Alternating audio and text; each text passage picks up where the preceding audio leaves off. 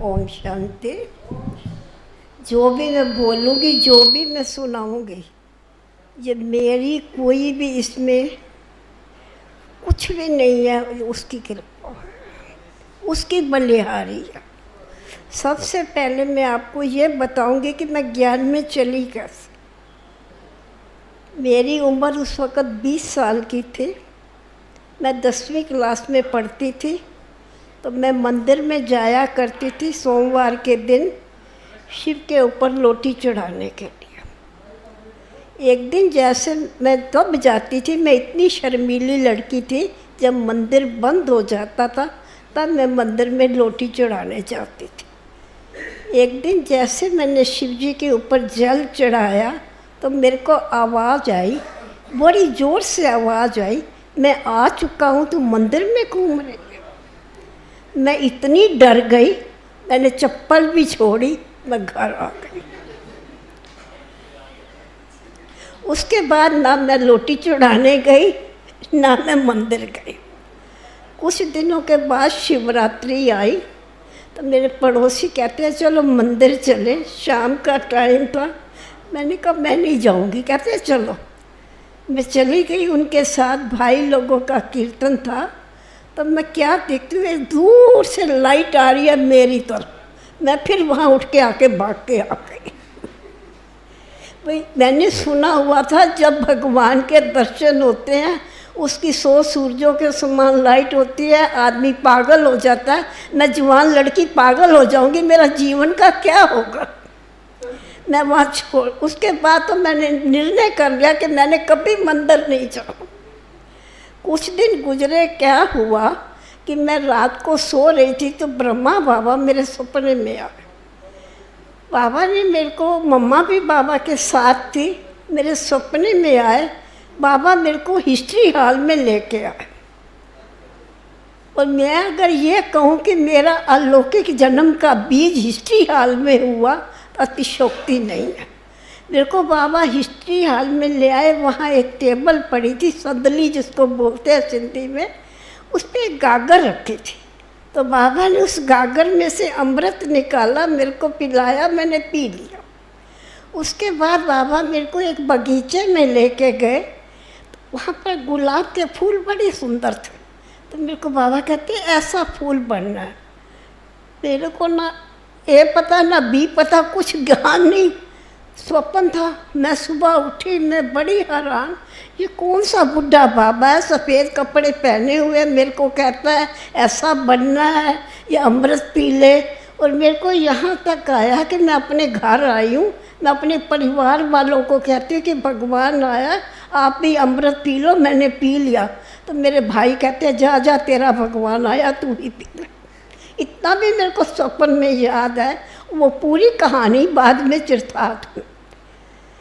चलो, मैं बड़ी हैरान, अंदर में मैं सोचती रहती थी ये क्या हो रहा है। और मैं कभी अपने बहन भाइयों या किसी को बात करती तो मेरा मजाक उड़ा देते थे कि इसको बुढ़ा बाबा दिखाई देता है। तो मैं चुप हो जाती थी। कुछ दिन गुजरे, 1962 3 जून का दिन था, दोपहर का टाइम था। मेरे इस हाथ के ऊपर इस जगह पे लिखा हुआ आया, कमला नगर 151 है, बस नंबर 9, मेरे को आके मिल। मैं दोपहर का टाइम था, मैं उठी, मैंने फटाफट नंबर नोट कर लिया। और मैंने अपनी माँ को कहा कि मेरे को पैसे दे दो, क्योंकि हमारे पिताजी इतने पुराने विचार के थे। हम स्कूल से घर, घर से स्कूल, कभी हमारा कहीं आना जाना नहीं था। मैंने अपनी माँ को कहा कि मेरे को, मैं उस वक्त 10वीं मैंने कर ली थी पास। मैंने अपनी माँ को कहा मेरे को पैसे दे दो, मैंने कॉलेज का पता करना है। मेरी माता जी ने कहा रास्ता कुछ पता नहीं, कुछ नहीं, तेरा भाई पता कराएगा, क्या करना है। मैंने कहा नहीं, मैंने ज़रूर जाना है, मैंने पता कर लूँगी, आप चिंता नहीं करो, मेरे को पैसे दे दो। उन्होंने मेरे को पैसे नहीं दिए, मना कर दिया। मैंने रोना शुरू कर दिया। हार के मेरी माँ ने, मैं इतना रोई, मेरी माँ ने मेरे को 4 आने दे दिए। और मेरे को ये भी नहीं पता था कमला नगर का है, बस नंबर 9 था। उस वक़्त हम दिल्ली में फिल्मिस्तान रहते थे। मैं आके फिल्मिस्तान पे खड़ी हो गई। मेरे बस 9 नंबर आई, मैं बैठ गई। मैंने उसको कहा जब कमला नगर आए तो मेरे को उतार देना। जब कमला नगर आया तो उसने मेरे को उतार दिया, मगर जहाँ मैं उतरी एक तरफ शक्ति नगर था, एक तरफ कमला नगर था। मैं तो जानती नहीं थी, मेरे को तो शक्ति नगर का बोर्ड दिखाई दिया। मैंने लोगों से पूछा कमला नगर किधर है, उन्होंने कहा दूसरी तरफ है। मैं पूछते पूछते मैं कमला नगर पहुंच गई। वो सेंटर जो था ना बहुत पीछे जाके था, बहुत दूर था, मतलब लगभग आधा मील का रास्ता था। मैं पूछते पूछते मैं पहुंच गई नीचे। मैंने देखा कि वहाँ खड्डियों का काम हो रहा है। मैंने कहा ये यहाँ क्या, किसने बुलाया कि आप मेरे को मिल, ये क्या है? मैंने उनसे पूछा यहाँ कोई सत्संग होता है? कहते हैं हाँ होता है। मैं ऊपर गई, मैंने ऊपर जाकर दूसरी मंजिल पे उनके दर, तब उस वक़्त बेलें नहीं होती थी, मैंने कुंडी खड़काई। वो एक माता जी आई, बड़े गुस्से से बोली दोपहर को भी इनको चैन नहीं आता आ जाती हैं। हाँ ऊपर होता है सत्संग। मैं ऊपर चली गई, मैंने ऊपर जाके खटखटाया। एक माता जी आई, 60-65 की उम्र के बीच में थी। मैंने उनसे पूछा यहाँ सत्संग होता है? कहते हैं हाँ होता है। उन्होंने मेरे को इशारा करा बाईं तरफ। जब मैं बाईं तरफ उस कमरे में गई, वहाँ मैंने ब्रह्मा बाबा का चित्र देखा। जैसे मैंने ब्रह्मा बाबा का चित्र देखा तो मेरे को क्या आभास हुआ कि मेरा कोई अपना बिछड़ा हुआ मेरे को मिल गया और मेरे आँखों में आंसू। मैंने इतना, मेरा रोना शुरू हुआ कि बंद ना हो, ऐसे एक धार बहती आंसुओं की बहने लगी। और अनुभूति ये हो रही थी कि कोई अपना मिला, किसी अपने को मैं पा रही। उस माता ने पानी का गिलास लाया, उसने मेरे से पूछा आप दुखी हो, आप परेशान हो? मैं कहा ना मैं दुखी हूँ ना परेशान हूँ। मेरे को इनसे पूछना है कि ये मेरा क्या लगते हैं, ये मेरे को क्यों सपने में आते हैं, मेरे को क्यों तंग करते हैं। मैंने इनसे ये पूछना ये है कौन। मैंने उनसे पूछा ये यहाँ कहीं रहते हैं, आपके यहाँ ये रहते हैं जिनका ये चित्र? कहते हैं नहीं आप बैठो, हम आपको बताएंगे, हमारी बहन आती है आपको बताती है। इतने में गुलजार दादी आई। उन दिनों में गुलजार दादी कमला नगर में थी। उन्होंने मेरे को बिठाया बड़े प्यार से, मैं बैठ गई। मैं जैसे बैठी तो वहाँ लिखा हुआ था पवित्रता जीवन का अधिकार। मैं हैरान हो गई, ये पवित्रता क्या है, ये क्या चीज़ें हैं? मंदिरों में कभी हमने ये चीज़ें सुनी नहीं थी, जीवन में कभी सुनी नहीं थी। तो मैंने उनसे 2 क्वेश्चन करे। मैंने कहा यहाँ क्या सिखाया जाता है, क्या पढ़ाया जाता है? कहने लगे यहाँ भगवान पढ़ाते हैं। मैं कहा भगवान पढ़ाते हैं? कहते हाँ यहाँ भगवान। मैं कहा क्या प्रूफ है भगवान पढ़ाते? कोई तो प्रूफ होगा। उन्होंने मेरे को समझाया कि भगवान कृष्ण राम भगवान नहीं है, भगवान तो निराकार ज्योति स्वरूप है, आपकी आत्मा का पिता है। आप एक बार इसका निश्चय करके हमारे सामने आप स्कोर सुनो, जब आपको विश्वास हो तो आप चलना, नहीं तो ठीक है।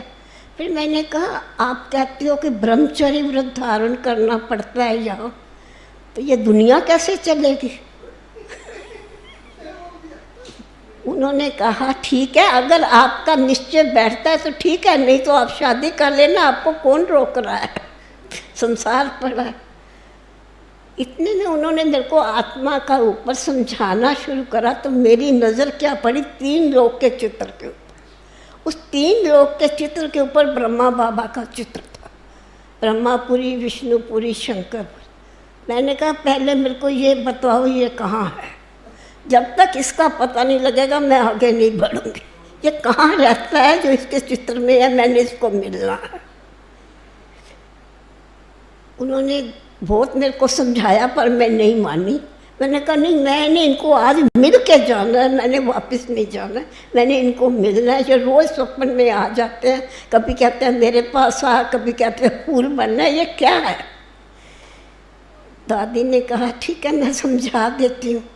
दादी ने मेरे को ये समझाया कि साकारी दुनिया है या चंद्रमा तारे हैं, हड्डी मांस का शरीर है। ऊपर ये आकारी दुनिया है, इसमें हड्डी मांस का शरीर नहीं है, भाषा नहीं है, संकेत। तीसरी जो है वो निराकारी दुनिया। जैसे उन्होंने निराकारी शब्द बोला, बाबा ने मेरी डोरी ऊपर खींच ली। ऐसा बाबा ने मेरी डोरी खींची कि मेरी सुध बुध सब जो पहले की थी सब खत्म हो गई। मैं बाबा की बन गई, बाबा मेरा बन गया। ऐसा अनुभव बाबा ने कराया। भगवान क्या है, मेरा उससे क्या रिश्ता है, भगवान के गुण क्या है, कब आता है, क्या उसका कर्तव्य है, सारा बाबा ने 3 मिनट के अंदर मेरे का पूरा विश्लेषण बाबा ने मेरी बुद्धि में डाल दिया। और मेरे को ये नहीं पता कि आगे क्या करना क्या नहीं करना, बस चलना है, जो है यही है बस। वो दिन गया, आज का दिन आया, मैं बाबा की, बाबा मेरा हो गया। इसके ऊपर मैंने ये कहा कि बहुत ढूंढा तुझको पर मैं ढूंढ ना पाई। मंदिर में बैठी को बाबा आपने मुझे आवाज़ लगाई पर मैं समझ न पाई, पर मैं समझ न पाई। एक दिन ऐसा भी आया, स्वप्न में आके तूने मुझे जगाया, मधुबन की मुझे सैर कराई, फिर भी मैं समझ न पाई, फिर भी मैं समझ न पाई। आखिर वो दिन भी आया, कमला नगर का एड्रेस बताया, 9 नंबर बस पे बैठ के मैं तुझको मिलने आई। सुनो दुनिया वालों, मैंने लूट ली सारी खुदाई, मैंने लूट ली सारी खुदाई। भाग्य विधाता मेरा बन गया, मैं उसकी बन गई, जीवन परिवर्तन हो गया। कुछ समझ नहीं आया क्या करा उसने, कैसे हुआ। 2 मिनट में जीवन का फैसला हो गया कि जो है यही है, यही है बस। उस दिन के बाद हर नियम, हर मर्यादाएं में पूरा चलना, कितनी कठिनाई आई। आप सोचो एक कन्या को घर में रह के कितनी मुश्किल होती है। खाने पीने की आई तक कठिनाई आई, मगर मैंने अपनी हिम्मत से एक भैंस जो ज्ञान में चलती थी उससे 60 रुपये उधारे लिए और मैंने अपने जीवन के खाने पीने का प्रबंध करा। मैं स्टोव लाई क्योंकि मेरी माँ कहती थी खाना है तो खा, नहीं खाना तो तेरी मर्जी। क्योंकि जब हम 7 बच्चे थे, वो लड़की थी, माँ बाप को इस चीज़ की परवाह, कितनी जिद कर लेगी, 1 दिन नहीं खाएगी, 2 दिन नहीं खाएगी, अपने आप खाएगी। वो यही कहते थे खाना है तो खा जो बना है, नहीं तो और कुछ नहीं। यहाँ प्याज के बिना घर में खाना नहीं बन सकता। मैंने अपना स्टोव लिया, मैंने अपने बर्तन लिए, मैंने अपना खाना बनाना लग शुरू कर दिया। 60 रुपये मैंने किसी बहन से उधारे लिए और मैं वहाँ पर अपना काम करना शुरू कर दिया। मैंने डिप्लोमा सिलाई का करा हुआ था। मैं एम्ब्रॉयडरी को, वहाँ पर एक बहन थी, वो उसकी बहन कम्युनिटी सेंटर में थी, वहाँ से मैं तकिए लाती थी, फूल निकालती थी। एम्ब्रॉयडरी का काम मैंने करना शुरू करा। मैं 4 फूल रोज़ निकालती थी, 1.25 रुपया मेरे को मिलता था। 5 रुपये का मैं काम करती थी, 3 रुपये मैं खर्च करती थी, 2 रुपये मैं रखती थी, पर मैंने अपना नियम नहीं तोड़ा। और सबसे बड़ी बात है कि मेरे को बाबा ने कभी कमी नहीं दी किसी चीज़ की। उस 3 रुपये में मेरा इतना अच्छा गुजारा चल जाता था, कुछ कमी नहीं थी। उसको काम को करते करते मैंने थोड़े पैसे भी जोड़ लिए। उसके बाद मैंने एक स्वेटर बुनने की मशीन ले ली और मैंने स्वेटर बुनना शुरू कर दिया। उस स्वेटर बुनने से मैंने 25,000 रुपया खा पी के अपना जोड़ा। उसके बाद मैंने एक प्लाट खरीदा। वो प्लाट मैंने 3,000 का खरीदा, 8 लाख में बेचा।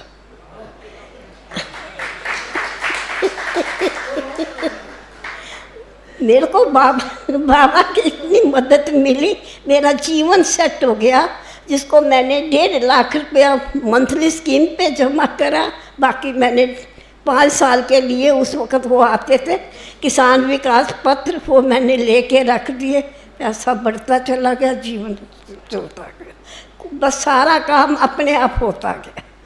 कुछ दिनों के बाद ये तो होगी ज्ञान में बाबा की मैं बनी जैसी। अब ये है कि बाबा को मिलने के बाद क्या हुआ। साकार में जब मैं बाबा के पास पहली बार गई, मैं 1 साल के बाद चलने में गई। जैसे मैंने बाबा को देखा तो क्या हुआ, जो मैं जवान लड़की बाबा को देखते मैं बाबा की गोदी में चली गई। मैं इतनी शर्मीली, मेरे को नहीं पता क्या हुआ क्या नहीं हुआ। मैं जाके बैठ के कहती हूँ आप मेरे बाबा हो ना? हाँ जी बच्ची, मैं तेरा बाबा। मेरे को वो क्षण भूलते नहीं है। मेरे आप ही आँखें मेरी भर आती हैं। मेरे को बाबा ने प्यार से कहा हाँ बच्चे तू मेरी बच्ची। मैं एकदम बाबा की गोदी में जाके बैठ गई। कुछ मेरे को पता ही नहीं कि देवभान होता क्या है। उसके बाद मैं क्या देखती हूँ बाबा का कि एक झोंपड़ी है जिसके अंदर 2 दरवाजे हैं। उसमें लोग अंदर जाते हैं, साधारण कपड़े पुराने मैले पहने होते हैं, सिर पे ताज पहन के निकल आते। तो मेरे को निश्चय पक्का हो गया कि जो बाबा कहता है मैं स्वर्ग की स्थापना करने आया हूँ, ये वही बाबा है। अब सत्य की स्थापना हो रही। और उस बाबा को मिलने के बाद जब मैं मुरली बाबा सुनाते थे साकार बाबा के टाइम, मैं 15 दिन बाबा के पास रही, बाबा के साथ सब्जी काटी, बाबा के साथ गेहूँ साफ करा, बाबा के साथ झूले लिए, बाबा के साथ पहाड़ी में गए। बाबा की जो व्यक्तित्व था वो देखने लायक था। मैं बता नहीं सकती, मैं उसका वर्णन नहीं कर सकती, वो क्या हंसती थी। एक दिन मैंने सब्जी काटी, बाबा बैठे हैं, मैं पास में बैठी हूँ। मेरे पिताजी की आढ़ती का काम था तो हमें सब्जी की बहुत कोई परवाह नहीं थी। मैंने तोरी काटी, मोटी मोटी काट दी। बाबा ने मेरा हाथ पकड़ लिया। बाबा ने कहा बच्ची ये क्या कर रही हो, ये उठाओ, इसकी ना सब्जी बनाना, बाबा भी खाएगा आप भी। मैं कहा बाबा ये तो छिलके हैं। नहीं बच्ची ये छिलके नहीं है, ये जो लोग दान देते हैं ये बहुत चढ़ जाएगा। मैंने वो छिलके धोए, मैंने वो सब्जी बनाई, मेरे प्यारे बाबा ने भी खाई, मैं भी खाई, बड़ी स्वादिष्ट। उसके बाद बाबा ने मेरे को बुला के पार्सल सिलने के लिए कहा, बच्ची ये पार्सल सिल देना। मैं उम्र कम थी इतना काम करने का, तो मैंने मोटा मोटा सिल दिया। सुबह जब क्लास हुई तो बाबा ने पूछा पार्सल किसने सिले हैं। मैंने बड़ी खुशी से हाथ खड़ा करा। बाबा ने कहा बच्ची दोपहर को मेरे कमरे में आना। जैसे मैं बाबा के पास गई तो बाबा कहते बच्ची बड़े मुस्कुरा के, बच्ची वो सुई धागा पड़ा लिया। मैंने कहा ये क्या हो गया। मैंने सुई धागा लिया, मैं बैठी, मैं कहा बाबा क्या करना है। बच्ची ये सारे खोल पार्सल।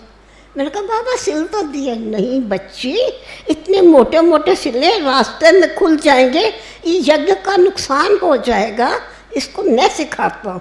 सुई धागा लेके बाबा ने मेरे को बहुत साथ साथ बारीक बारीक पार्सल सिलने सिखाए। ये बाबा का मेरा मतलब सिखाने का, एक बाप अपनी बच्ची को सिखा रहा है कि जीवन में कैसे करना है, ये मैंने बाबा से सीखा। और मैंने उस दिन के बाद गांठ बांध ली, कोई भी काम करना है तो सुचारू रूप से करना है और कोई चीज़ वेस्ट नहीं करनी। मैंने कभी कुछ वेस्ट नहीं करा। मैं सबसे बड़ी थी अपने घर में, हम 7 बहन भाई थे, यहाँ तक कि सबकी शादियाँ हुई, मगर हाँ किसी की उंगली नहीं खड़ी हुई कि हमें किसी चीज़ की कमी है या कोई चीज़ खराब हुई। मैंने इतने ध्यान से मतलब काम को निभाया प्रैक्टिकल। मेरे को बाबा की वो बातें मैंने अपने जीवन में उतारी। उसके बाद जब बाबा की जब मुरली चलती थी तो मेरे को क्या लगता था कि एक समुंदर है, बह रहा है, प्यार का समुंदर है। और मेरे अंदर इतना प्यार उमड़ता, मेरा दिल करता था सबको गले लगा।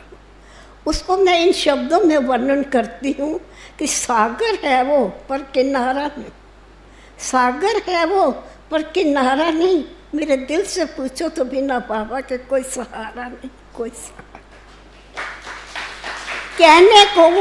कहने को वो ज्योति बिंदु तारा है, जरा पास आके बैठो, वो तो गुणों का पिटारा है, वो तो गुणों का पिटारा।